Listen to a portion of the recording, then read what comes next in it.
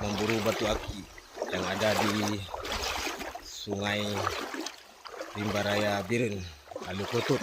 Tegap ya. Penemuan yang sangat luar biasa. Wow.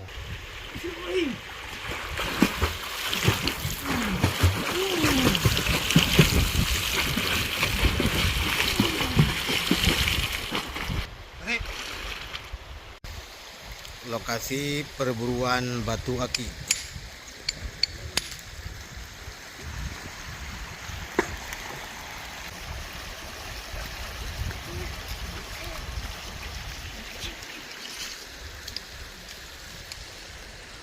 Terdengar indahnya bunyi suara burung.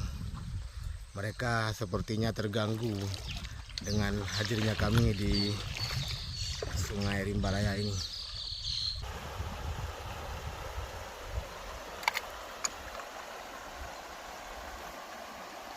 Tegap ya. Batu aki. Guliga merah.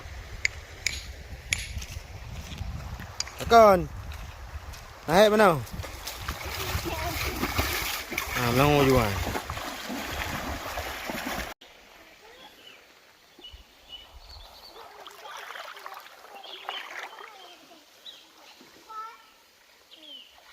Ya, ramai-ramai untuk mencari batu aki di Sungai Rimbaraya. Ternyata ada manusia, ada satu keluarga ya. Kami mendapati satu keluarga di wilayah sungai ini, Sungai Alukutut, Sungai Rimbaraya di Biren, perbatasan dengan Sawang, Aceh Utara.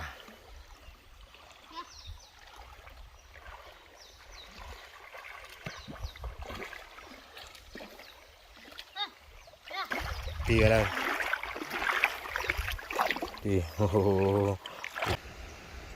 Ngeri guliga. Wow.